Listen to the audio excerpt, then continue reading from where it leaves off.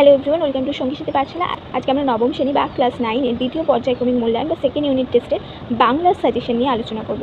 এখান থেকে আমরা গুরুত্বপূর্ণ তোমাদের বড় প্রশ্নের সাজেশনগুলি দিয়ে দেবো। এখানে আমরা তোমাদের যে গদ্যাংশ ও প্রবন্ধগুলি রয়েছে সেখানকার সাজেশনগুলি এখানে তুলে ধরছি। প্রথমে আমরা 3 নম্বরের সাজেশন দেখব। 1, বাঙালির চরিত্রে বিদ্রোহ বিদ্যমান। এই প্রসঙ্গ অনুসারে তোমার অভিমত উল্লেখ করো। নব সৃষ্টি প্রবন্ধ থেকে এটা উল্লেখ করা হয়েছে। 2, নব সৃষ্টি প্রবন্ধ বাংলা সাহিত্যে বিদেশি শব্দের ব্যবহারের যে সকল দৃষ্টান্ত লক্ষ্য করা যায় তা লেখো। নব সৃষ্টি প্রবন্ধে বাংলা সাহিত্যে বিদেশি শব্দ ব্যবহারের যে সকল দৃষ্টান্ত লক্ষ্য করা যায় তা লেখো। 3 নম্বর প্রশ্ন, বর্তমান যুগে ইংরেজি ও বাংলা আত্মনির্ভরশীল নয়। প্রাবন্ধিক কিভাবে এই সিদ্ধান্তে উপনীত হয়েছেন উল্লেখ করো। 4, বাঙালির সর্বশ্রেষ্ঠ সাহিত্য সৃষ্টি তার পদাবলী কীর্তন। এই মন্তব্যের সাপেক্ষে লেখকের বক্তব্য লেখো। আমরা সংস্কৃত চর্চা উঠিয়ে দিতে চাই না। কোন প্রসঙ্গে কে এই উক্তি করেছেন? তিনি সংস্কৃত চর্চা উঠিয়ে দিতে চায় না কেন? 6 নম্বর প্রশ্ন, তাহাদিগের অবস্থা পূর্বে ভালো ছিল। এটা রাধারানী থেকে করা প্রশ্নটা। কাদের কথা বলা হয়েছে? পরে তাদের দুর্দশার কারণ কী ছিল? রাধারানীর বিবাহ দিতে পারল না। রাধারানীর বিবাহ না দিতে পারার কারণ কী ছিল? তাহাতেই মার পথ্য হইবে। উক্তিটি কার? কে এই কথাটি বলেছে? কিভাবে সে তার মার পথ্য জোগাড় করার চেষ্টা করেছিল লেখো। 9 নম্বর প্রশ্ন, কিন্তু আর আহারের সংস্থান হইল না। সেই সংস্থান না থাকার কারণ আলোচনা করো। 10 নম্বর প্রশ্ন, সুতরাং আর আহার চলে না। কাদের কথা বলা হয়েছে? তাদের আহার বন্ধ হওয়ার কারণ কী ছিল? প্রত্যেকটা কিন্তু খুব গুরুত্বপূর্ণ প্রশ্ন তোমাদের এবারে সেকেন্ড ইউনিট টেস্টের জন্য, সেই সাথে মাধ্যমিকের জন্য খুব গুরুত্বপূর্ণ। এবারে 5 নম্বরের প্রশ্ন। প্রথম প্রশ্ন, সংস্কৃতকে স্বয়ংসম্পূর্ণ ভাষা বলতে কারোর কোনো আপত্তি থাকার কথা নয়। স্বয়ংসম্পূর্ণ বলতে কী বোঝো? সংস্কৃতকে কেন স্বয়ংসম্পূর্ণ ভাষা বলা যেতে পারে লেখকের বক্তব্য অনুসারে লেখো। 2, নূতনের আমদানিও বন্ধ করা যাবে না।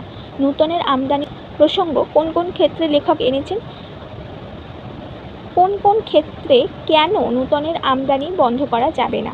3 নম্বর প্রশ্ন, ধর্ম বদলালেই জাতির চরিত্র বদলায় না। উক্তিটির উৎস ও প্রসঙ্গ উল্লেখ করে উক্তিটির তাৎপর্য উল্লেখ করো, অথবা এই বক্তব্যের সত্যতা বিচার করো। 4 হচ্ছে, তাহারা দরিদ্র কিন্তু লোভী নয়। কাদের কথা বলা হয়েছে? তাদের দারিদ্রতা ও নির্লোভতার পরিচয় দাও।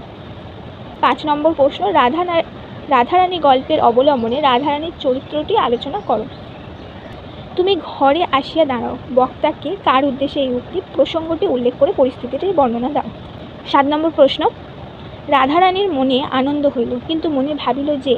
রাধারানীর মনে কেন আনন্দ হয়েছিল, কিন্তু তার মনে কী ভাবনা এসেছিল, সেই ভাবনার কারণ কী? 8 নম্বর প্রশ্ন, আমরাও ভিখারি হইয়াছি, দান গ্রহণ করিয়া খরচ করি। বক্তাকে তার এমন বক্তব্যের কারণ আলোচনা করো। 9 নম্বর প্রশ্ন, তাহার নাম রুক্মিণী কুমার রায়। বক্তাকে কোন প্রসঙ্গে তার নামটি এসেছে?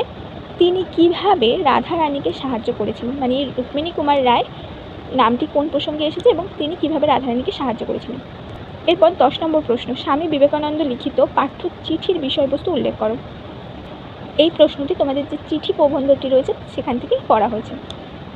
11 নম্বর প্রশ্ন, চিঠি রচনা অবলম্বনে স্বামী বিবেকানন্দের স্বদেশ ভাবনার যে পরিচয় পাওয়া যায় তা উল্লেখ করো।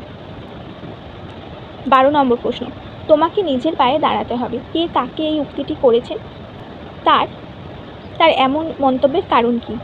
তোমাকে একটু সাবধান করা দরকার। বক্তাকে তার মত অনুসারে কাকে কেন সাবধান করা দরকার? কোন বিষয়ে তাকে সাবধান করা দরকার? এটা খুবই গুরুত্বপূর্ণ একটা প্রশ্ন।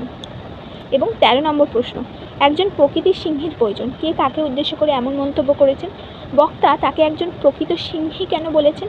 কাদের একজন প্রকৃত সিংহের প্রয়োজন বলে তিনি উল্লেখ করেছেন? এটি অত্যন্ত একটি গুরুত্বপূর্ণ প্রশ্ন। অবশ্যই তোমরা এই প্রশ্নগুলি এখন থেকে পড়াশোনা শুরু করে দাও।